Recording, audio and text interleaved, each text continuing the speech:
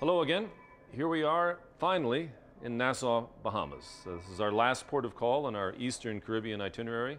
It's been a great maiden voyage all the way through 2 beautiful sea days, arriving in St. Thomas, going to St. Martin, a sea day back up here to Nassau in the Bahamas. This is our first rainy day. We actually had quite a bit of rain on arrival, but I don't think that's going to be a distraction for our guests because they're streaming off the ship to enjoy all the shopping and all the sites and activities that are available here in Nassau in the Bahamas. It's an amazing port. They've done a huge amount of work in preparation for the Oasis of the Seas coming in. They've done a lot of dredging in the harbor, so it's a completely new harbor. It used to be considered by us captains as kind of a hole, kind of a tight place to maneuver, and now it's wide open and just today was a beautiful approach, probably the easiest I've ever had in Nassau, Bahamas. But it's a great destination. Take a look.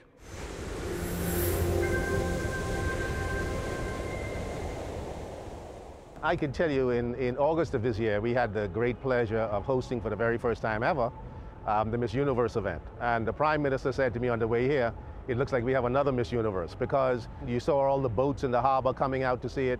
It was one of these things that people had to come and see themselves. You saw people on the many roofs across the city looking at the ship as it came into port. So that speaks for itself. It was like a dream come true, because I remember when we first talked about the ability of the Oasis of the Seas to come to the port of Nassau and what would be required for that to be able to happen. And we had to galvanize ourselves because the Prime Minister said, make it happen. Nassau was one of the first ports of call on the Solemn Norway, the first ship in our fleet, 39 years ago, almost to the day this month. Today we're returning with a ship that is the premier ship in the industry, again, groundbreaking in so many ways.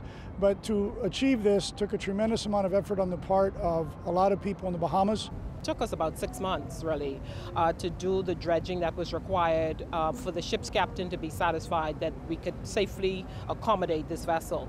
So it was an investment of in excess of $30 million in order for us to make it safe for this ship to call into this port. The government took on the project not as a standalone, but as an opportunity to really look at some real master planning for not only the harbor but the downtown area. The Bahamas has been a key destination for the industry for many, many years, and they have made a concerted effort to refresh their product.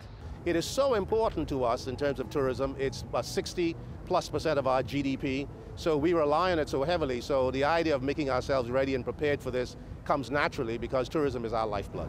We're very grateful that the ship has been registered in the Bahamas. You know, again, another sign that we have a very good partnership between the islands of the Bahamas and Royal Caribbean Cruise Lines.